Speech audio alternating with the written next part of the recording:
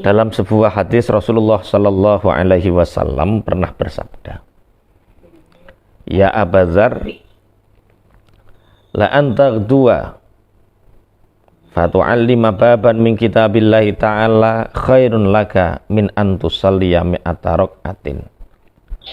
Pernah Rasulullah berwasiat kepada Abu Dzar, wahai Abu Dzar, di pagi hari kamu belajar satu bab dari ilmu, dari kitabnya Allah, baik itu Al-Quran ataupun hadis, itu lebih baik darimu daripada engkau beribadah sholat 100 rakaat. Kita mengkaji satu bab dari ilmu Al-Quran atau hadis, itu lebih baik daripada sholat 100 rakaat. Artinya bukan berarti terus sholat itu lebih rendah derajatnya dibanding mengaji. Ya, artinya orang sholat tanpa ilmu, sholatnya tidak diterima. Tapi kalau orang ngaji tanpa dipraktekkan, misal ngaji tentang bab sholat tapi tidak dipraktekkan sholatnya dengan sesuai tuntunan ilmunya, maka orang ini akan menjadi orang fasik. Artinya belajar tentang ilmu ini sebuah keniscayaan, sebagaimana tadi ibu-ibu MC tadi mengatakan, tanpa ilmu hidup tidak bermutu. Ya, itu memang benar sekali, karena Rasulullah SAW selalu berwasiat untuk selalu kita memperbanyak ilmu, untuk kita selalu memperbaiki ilmu. Wa an aliyin karramallahu wajhah anin nabi sallallahu alaihi wasallam annahu qala sa'altu jibrila an ashabil ilmi faqala hum siraju ummatika fid dunya wal akhirah tuba liman arrafahum wal wailu liman angkarahum wa abghadahum.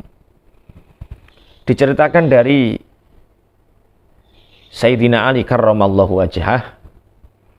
Sayyidina Ali ini menceritakan dari Rasulullah Muhammad sallallahu alaihi wasallam bahwa beliau bersabda, aku bertanya kepada malaikat Jibril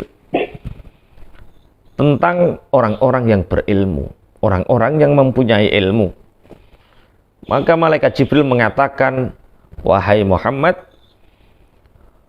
orang-orang yang berilmu dari umatmu itu adalah lentera. Mereka itu adalah lampu umatmu, penerang umatmu di dunia dan akhirat.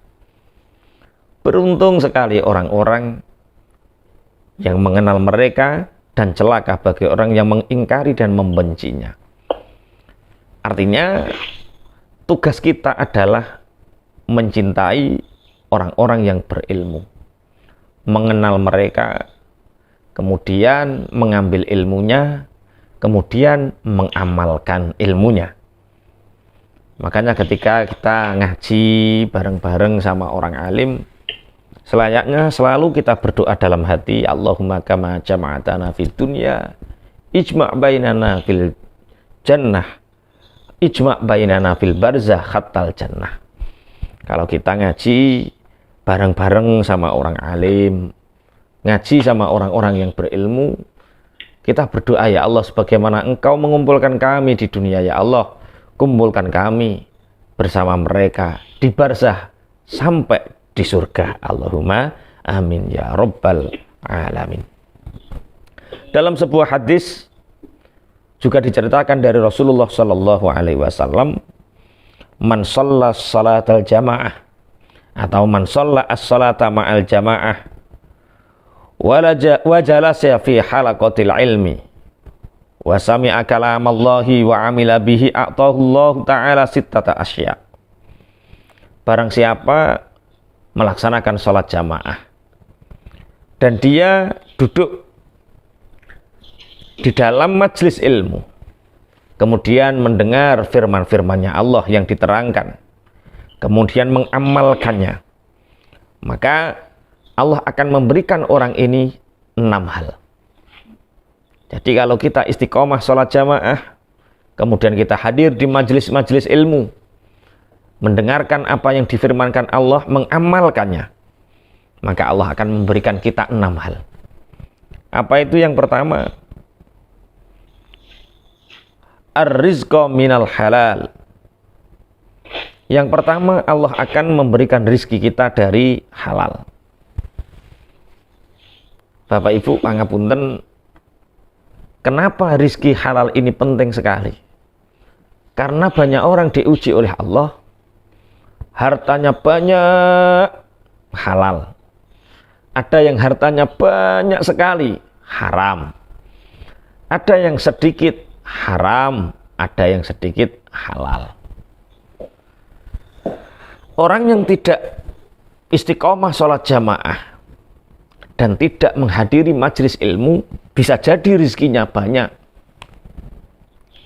uangnya banyak, tapi haram. Berbeda dengan orang yang suka hadir di majelis ilmu, melaksanakan sholat jamaah, diberi oleh Allah anugerah berupa rizki yang halal. Walaupun sedikit halal, alhamdulillah, syukur-syukur, banyak yang halal. Allahumma amin. Banyak yang halal. Yang kedua yaitu wayanjua min adzabil qabri. Yang kedua adalah Allah memberikan keselamatan dari siksa kubur.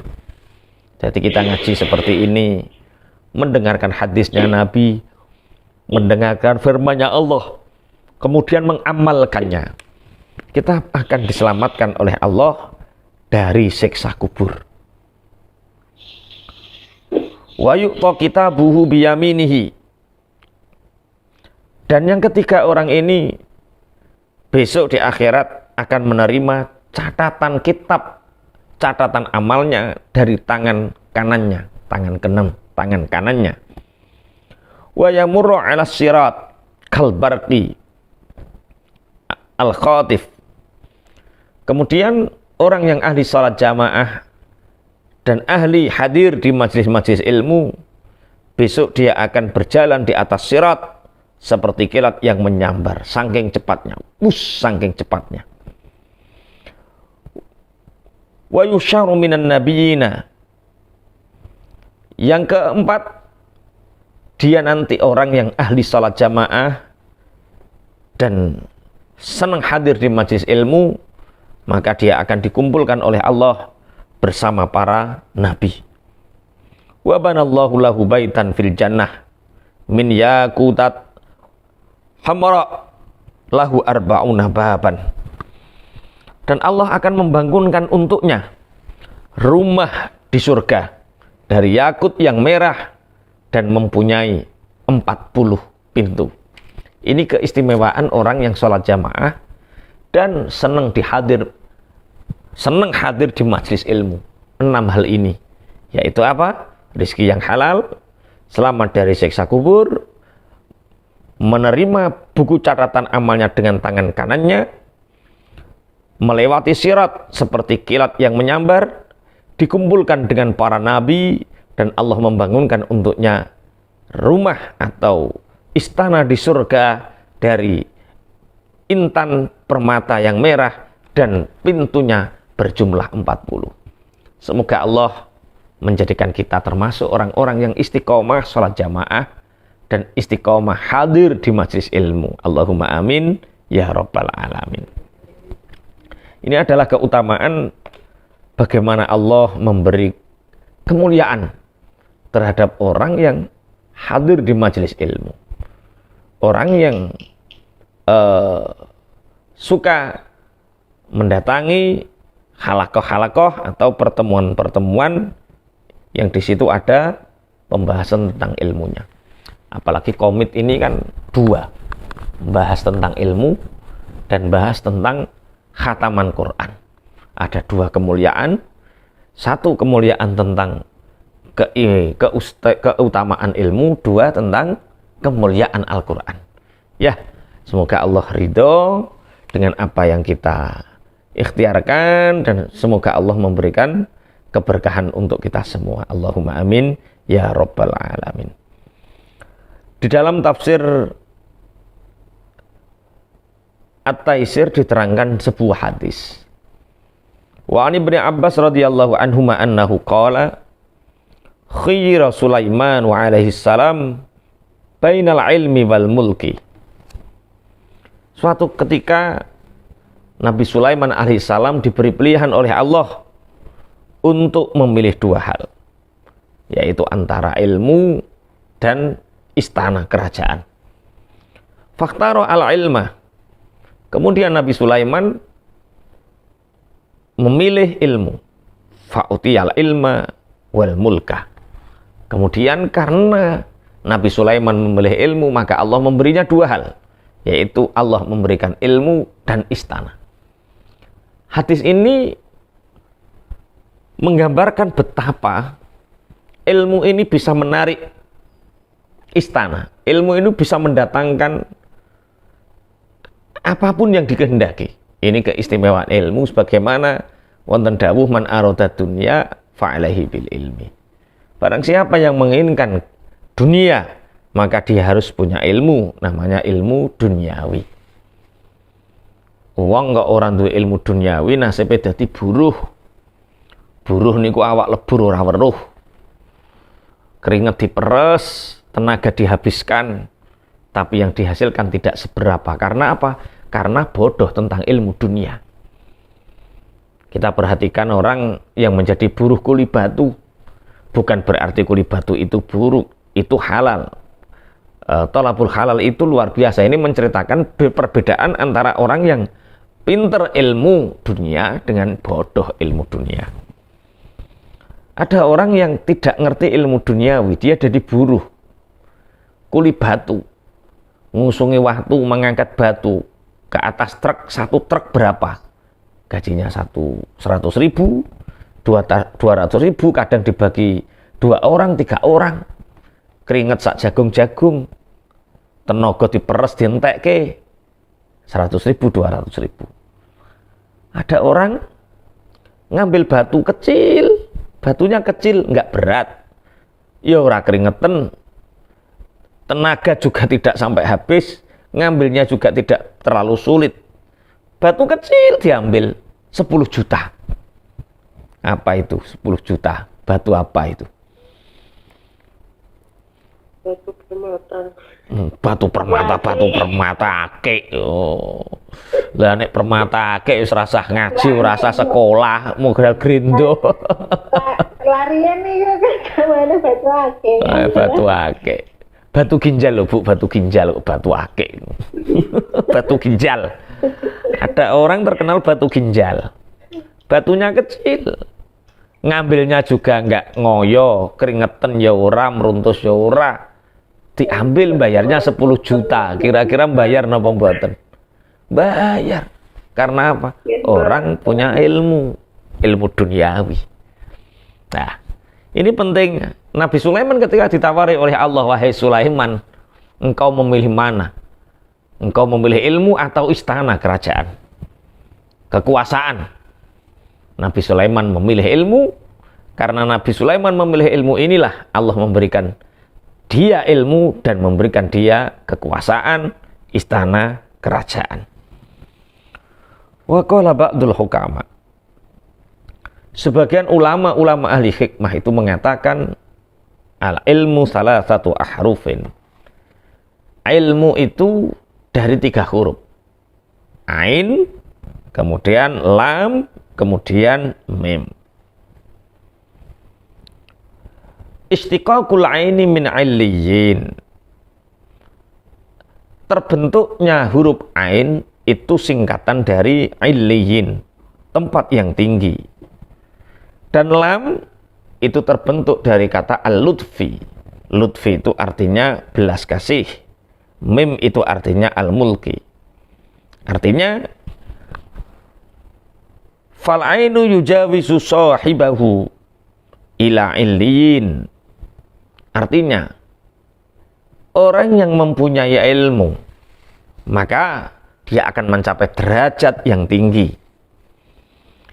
Siapa yang mempunyai ilmu, dia akan menjadikan ilmu itu latif. Ilmu itu penuh dengan cinta kasih. Dan siapa yang punya ilmu, mimnya ini mulkan, maka dia akan menjadi pemimpin para makhluk. Makanya nek kepingin mulya sangono ilmu. Anak-anak kita disangoni ilmu, cucu-cucu kita disangoni ilmu, bahkan diri kita sendiri sangoni ilmu. Ilmu apa? Ya ilmu agama, ya ilmu dunia. Ilmu agama biar selamat di akhirat, ilmu dunia biar enak hidup di dunia. Apalagi pangapunten, Allah berfirman dalam Al-Quran, yarfa'illahu alladhina amanu minkum walladhina utul ilma darajat. Allah mengangkat derajatnya orang-orang yang beriman dan mengangkat derajatnya orang-orang yang berilmu. Berarti dua yang mengangkat derajat manusia, iman dan ilmu. Orang yang berilmu, anak wong melarat, disangoni ilmu, dia akan mulia. Orang tuanya juga akan menikmati kemuliaannya. Anaknya orang kaya, disangoni ilmu, dibekali ilmu, anak ini akan menjadi mulia, orang tuanya juga ikut mulia. Siapapun kalau punya bekal ilmu, maka derajatnya akan diangkat oleh Allah, akan menjadi mulia. Ilmu itu ibarat angka 0 dinilai mata uang, misal rupiah. Kita, anak-anak kita sudah punya bekal jasad, fisik itu angka 1. Ilmunya itu 0. Semakin nolnya banyak, maka uang ini akan semakin mahal. Contoh, uang 1000, nolnya hanya 3. Uang 100.000, nolnya 5. Kira-kira ibu kalau dikasih tawaran, panjenengan dikasih suaminya uang 1000 sama uang 100.000, kira-kira milih mana? Tentunya 100.000. Semakin nolnya banyak, semakin bernilai. Uang 100.000 digelitake teng pundi-pundi, dia ditaruh dimanapun, dia akan bernilai. Di rumah wong, di rumah apik. Sama dengan orang yang berilmu, ditaruh di mana saja dia, berada di mana saja dia, orang yang berilmu, dia tetap akan mulia dan dia tetap akan menjadi pemimpin. Di Bojonegoro itu ada, Bu, anaknya orang biasa. Rumahnya itu Ndolok Gede. Ndolok Gede itu salah satu desa pelosok di Bojonegoro. Itu ada orang ilmu dunianya pinter, namanya Pratikno.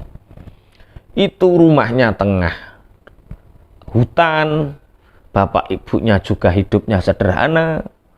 Cuma anak ini terkenal pinter dari kecil. Kemudian dia sekolah di Jakarta, kemudian pulang di Bojonegoro di tengah hutan. Walaupun hidup di pedesaan yang pelosok, tapi karena punya ilmu, diangkat derajatnya oleh Allah. Ketika Pak Joko Widodo jadi presiden, dia diangkat menjadi Mensesnek, Menteri Sekretaris Negara, 2 kali berturut-turut atau 2 periode. Artinya, anake sapa-sapa lah urip ning dilah, nek duwe bekal ilmu bakal mulya. Sama dengan orang yang punya ilmu agama. Di Lamongan itu ada desa namanya Nggelap, Kecamatan Laren. Nggelap itu apa? Nggelap itu dudu gelap gulita, bukan loh. Nggelap itu petir. Jadi kalau orang Bojonegoro, Lamongan, Tuban iku nek muni samber petir, samber gelap. Itu ada desa, Masya Allah, nek wayah rendeng musim penghujan ke sana itu pakai perahu. Kalau musim kemarau ke sana itu jalannya Masya Allah gerugal. Walaupun ada program jalan mulus Lamongan, sampai sekarang masih gerugal. Kemarin ke sana itu kaget. Tidur itu langsung bangun, tanya sama sopir. Gludak. Saya tanya sama sopir, Mas, dalem Mbak Yai, iki masih main Indonesia atau Mas? Oh, masih Pak ya. Oh ya Allah, tak kira tondi kok koyo ngene, tak kira wis ora Indonesia. Loh, di sana itu ada orang pinter ngaji. Dari kecil terkenal pinter ngaji, punya jiwa kepemimpinan, namanya Muhammad Tolhah. Keranten pinter ngaji, terkenal wong apik, najan yang desa pelosok. Muhammad Tolhah ini zaman Gus Dur jadi presiden, diangkat menjadi menteri agama sama Gus Dur. Artinya apa? Itulah orang yang berilmu, dia akan mencapai derajat tinggi. Orang yang berilmu akan penuh dengan kasih sayang. Orang yang berilmu akan menjadi pemimpin bagi umatnya. Ilmu. Ini keistimewaan ilmu. Diceritakan bahwa sesungguhnya Rasulullah Muhammad sallallahu alaihi wasallam pernah datang di depan pintu masjid. Fara'a asyaiton inda babi. Kemudian Rasulullah diperlihatkan oleh Allah, diberi kemampuan oleh Allah saat itu melihat setan berada di pintu masjid. Kemudian Rasulullah bertanya, "Ya iblis, suma tasna'uhuna?" Hei iblis, apa yang kamu lakukan di sini? Kemudian setan menjawab, "Uridu an adkhulal masjid wa ufsida sholata hadzal musalli." Setan menjawab, aku ingin masuk ke masjid dan ingin membatalkan, merusak sholatnya orang yang sholat ini. Walakin akhafu min hadhir rajul an-naimi. Tetapi ketika aku akan masuk masjid, aku takut kepada orang ini, yaitu ada orang yang tidur di depan pintu masjid. Setan kepingin masuk, ingin menggoda orang yang sholat di dalam masjid, tapi di pinggir pintu masjid ada orang yang tidur. Dan setan ini takut sama yang tidur, tidak takut sama yang sholat. Rasulullah terkejut, Rasulullah kaget. Kanjeng Nabi kemudian bertanya, "Ya iblis, lima lam takhaf minal musalli wa huwa fil ibadah wal munajah ma'a rabbih wa takhafu minan naimi wa huwa fil ghaflati." Rasulullah bertanya kepada iblis ini, "Wahai setan, kenapa kamu tidak takut dari orang yang sholat, sedangkan dia dalam proses ibadah dan munajat kepada Allah? Sedangkan ini yang kamu takuti ini, orang yang tidur, dia dalam keadaan lupa. Kenapa kamu takuti ini orang tidur?" Setan menjawab, "Al-musalli jahilun wa ifsaduhu ashalu walakinin naimu alimun idza aghwaitu al-musalliya wa afsattu salatahu akhafu min yakzotihi wa islahihi ajalan." Setan menjawab, aku takut kepada orang yang tidur ini karena yang sholat, yang munajat itu orang bodoh. Mudah sekali untuk merusak sholatnya. Tapi orang yang tidur ini orang alim. Dia pinter ilmu agama. Ini kalau orang sholat itu tak goda, kemudian sholatnya batal, rusak. Ini orang tidur ini sekali bangun bisa membenarkan, kamu sholatmu salah. Mestinya sholatmu yang benar seperti ini, seperti ini, seperti ini, seperti ini. Percuma aku membatalkan sholatnya. Ketika aku batalkan sholatnya, orang yang tidur ini membenarkannya. Maka biarkan aku takut sekali kalau orang ini sampai bangun. Biarkan orang alim ini tidur terus gitu.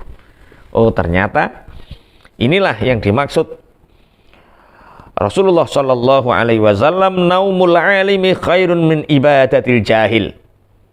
Rasulullah pernah bersabda, tidurnya orang alim itu lebih utama daripada ibadahnya orang bodoh. Turune wong alim iku luwih apik tinimbang ibadahe wong sing bodoh. Karena apa? Ibadahe wong sing bodoh gampang ora keterima, mudah untuk tidak sah.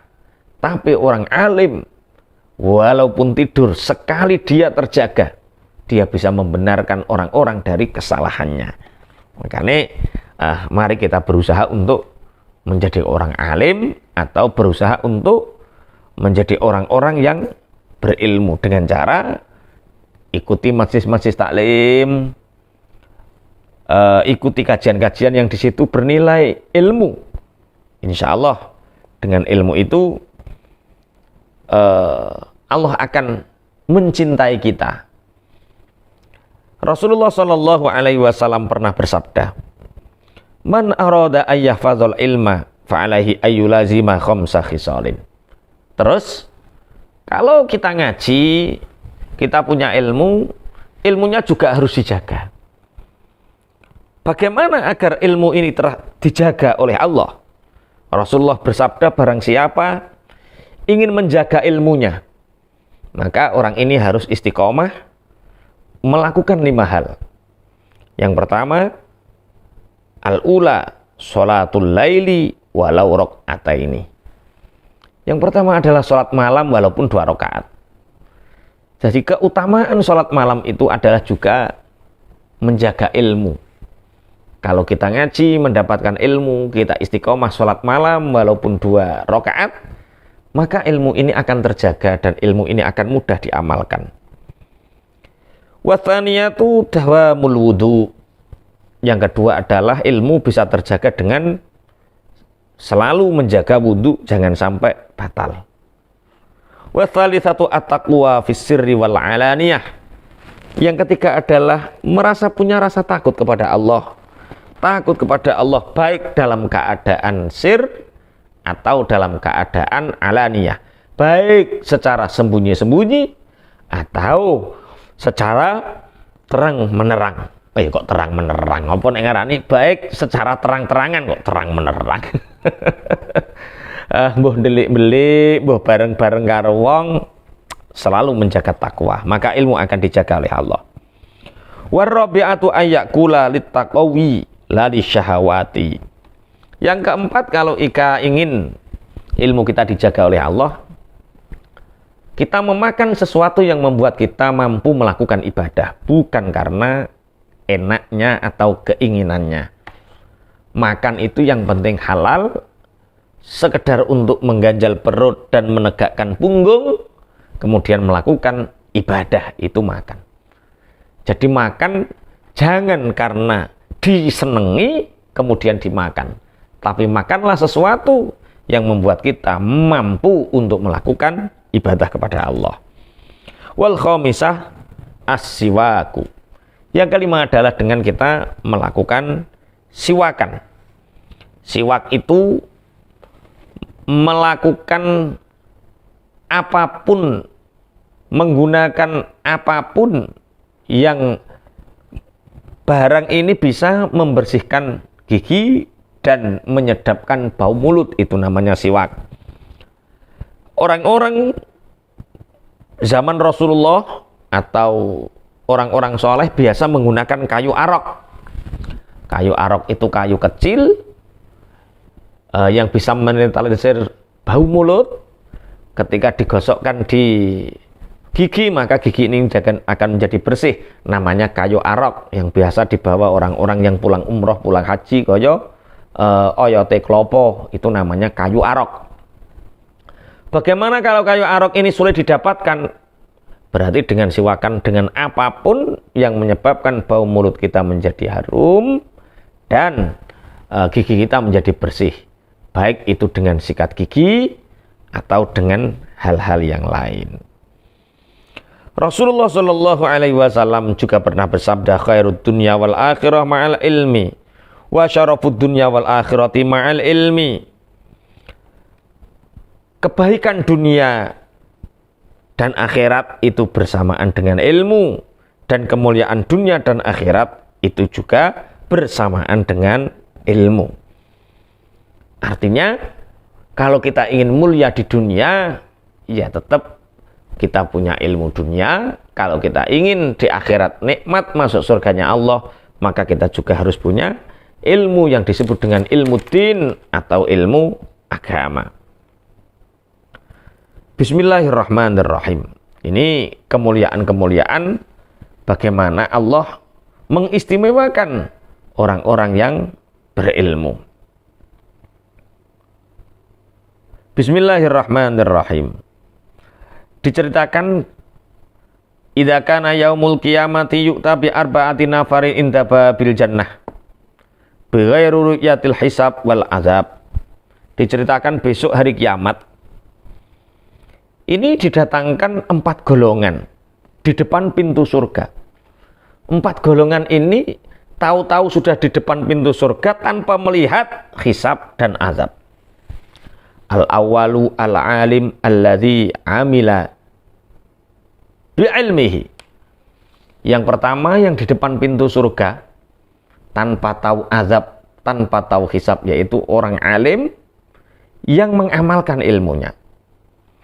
Wathani al-hajj alladzi hajja bighairi amalil fasad. Yang kedua, orang yang melakukan ibadah haji dan hajinya ini mabrur tanpa celah, tanpa ada sesuatu hal yang merusak. Ini orang yang haji ikhlas mabrur besok di surga, di depan pintu surga tanpa melihat hisab dan tanpa melihat azab. Wa tsalitsu asyahidu alladzi qutila fil ma'arakah. Yang ketiga adalah orang yang mati syahid yang terbunuh karena di dalam peperangan membela agamanya Allah. Warabi'u as-sakhiyu alladzi iktasaba malan halalan wa anfaqahu fi sabilillahi bighairi riya'in. Yang keempat adalah orang yang dermawan, sakhi. Orang yang dermawan yang bekerja mengumpulkan uang-uang halal, harta-harta halal, kemudian menginfakkan hartanya untuk perjuangan di jalan Allah fi sabilillah. Akhirnya 4 orang ini tadi siapa? Orang alim yang mengamalkan ilmunya, orang haji yang hajinya itu karena sempurna hajinya tanpa ada celah. Yang ketiga adalah orang yang mati syahid karena membela agamanya Allah. Yang keempat adalah orang yang dermawan yang bekerja untuk mendapatkan halal kemudian menginfakkannya. Orang 4 golongan ini tahu-tahu di depan surga tanpa tahu hisab dan tanpa melihat azab. Akhirnya apa yang terjadi?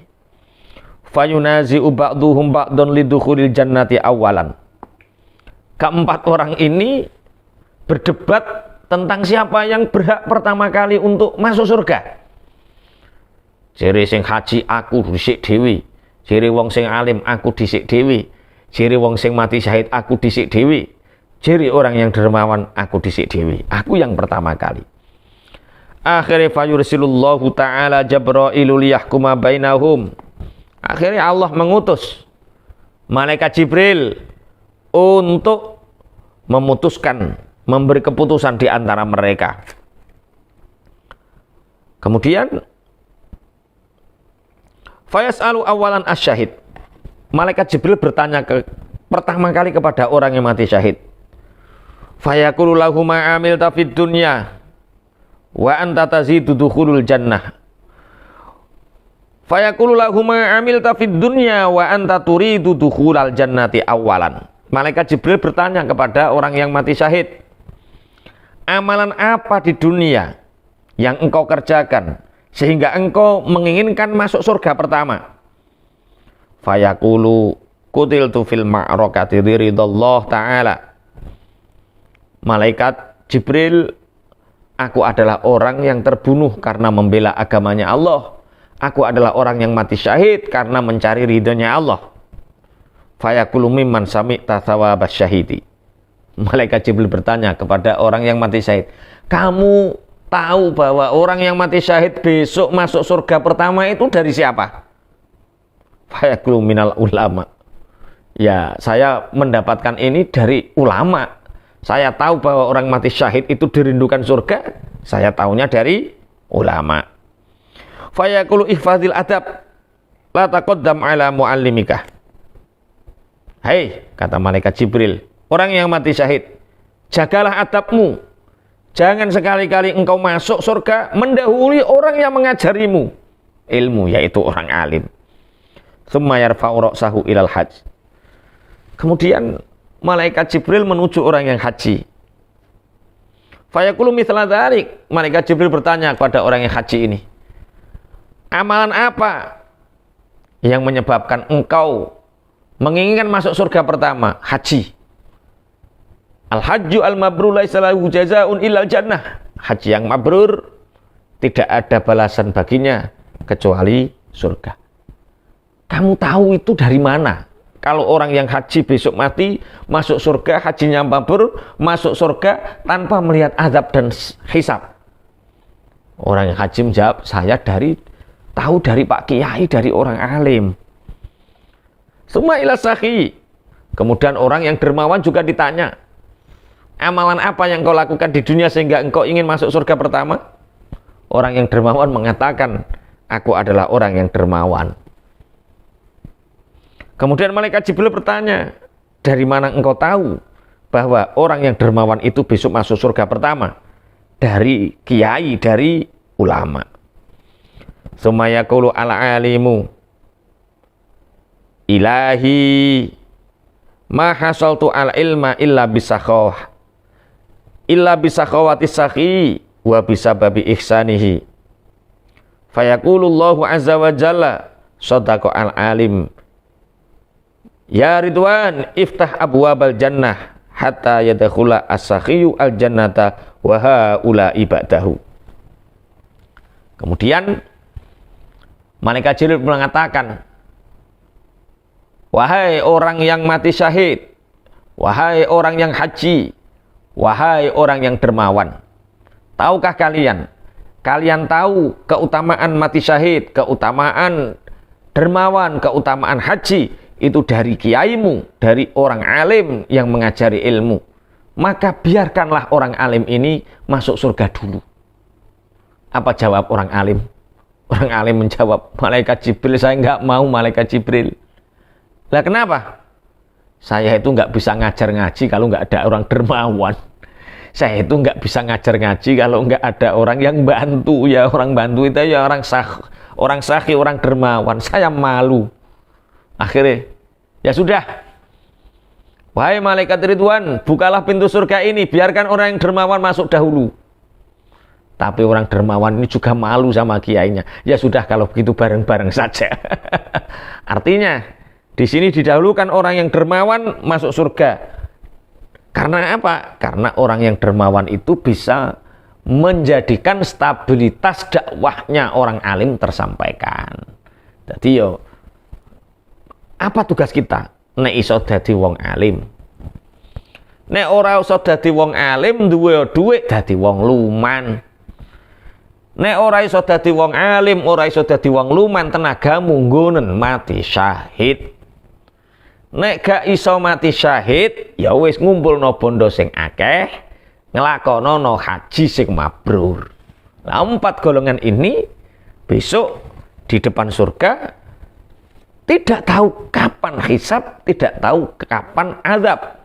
Dia tidak pernah melihat hisab, tidak pernah melihat azab, tahu-tahu sudah di pintu surga. Semoga kita menjadi salah satu di antara 4 bagian ini. Allahumma amin. Baik itu menjadi orang alim, orang dermawan, orang mati syahid, atau orang yang bisa hajinya haji mabrur. Allahumma amin ya rabbal alamin. Ibu jamaah Masjid Komit yang kami hormati, Al-Fakir secara pribadi mendoakan mugi-mugi panjenengan sedaya senantiasa diparingi istiqomah ngaji, istiqomah menuntut ilmu, mendapatkan kemuliaan, fadilah mencari ilmu, sehingga termasuk orang yang dicintai oleh Allah. Niki keranten, sebentar lagi saya ini mau perjalanan ke Semarang, punya rutinan di sana. Kami nggak bisa terlalu larut, kami nggak bisa terlalu malam. Mari kita berdoa bersama-sama. Harapannya Allah ridho terhadap amal ibadah kita, Allah ridho terhadap apa yang kita ikhtiarkan, Allah memberikan kenikmatan kita, kenikmatan dunia, kenikmatan akhirat, kenikmatan agama, istiqomah fitini wa dunya wal akhirah. Mugi-mugi panjenengan dipun paringi rezeki ingkang berkah melimpah, dipun paringi anak ingkang sholih lan sholihah, dipun paringi sehat wal afiyah. Al-Fatihah. A'udzubillahi minasyaitonir rajim. Bismillahirrahmanirrahim. Alhamdulillahirabbil alamin arrahmanir rahim maliki yaumiddin. Iyyaka na'budu wa iyyaka nasta'in. Ihdinas siratal mustaqim. Siratal ladzina an'amta 'alaihim ghairil maghdubi 'alaihim waladdallin.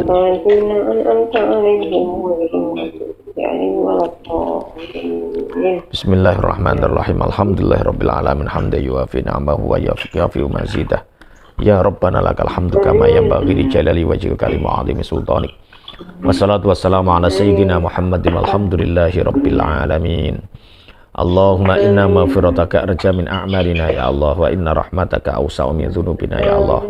Allahumma illam nakun ahlan an nabla rahmatak fa rahmatuka ahlun anta bulughuna li annaha wasi'at kulla syai'in ya arhamar rahimin. Allahumma aslih qulubana wa azil uyubana wa tawallana bil husna wa zayyina bit taqwa wajma' lana khairal akhirah wal ula warzuqna ta'ataka ma abqaitana. Allahumma yassir lana lil yusra wa jannibna al usra wa a'idna min syururi anfusina wa min sayyiati a'malina wa a'idna min adzabin nari wa adzabil qabri wa min fitnatil mahya wal mamati wa min fitnatil masiihid dajjal. Rabbana atina min ladunka rahmatan wa hayyi' lana min amrina rasyada. Allahumma inna nas'aluka al-'afwa wal 'afiyah. Allahumma inna nas'aluka al-'afwa wal 'afiyah. Allahumma inna nas'aluka as-sihhah wal 'afiyah fid dini wad dunya wal akhirah. Rabbana atina fid dunya hasanatan wa fil akhirati hasanatan wa qina adzabannar. Wa sallallahu ala sayyidina Muhammadin subhana rabbika rabbil 'izzati amma yasifun. Wa salamun alal mursalin walhamdulillahi rabbil alamin. Bisiril Fatihah. A'udzubillahi minasyaitonir rajim. Bismillahirrahmanirrahim. Alhamdulillah.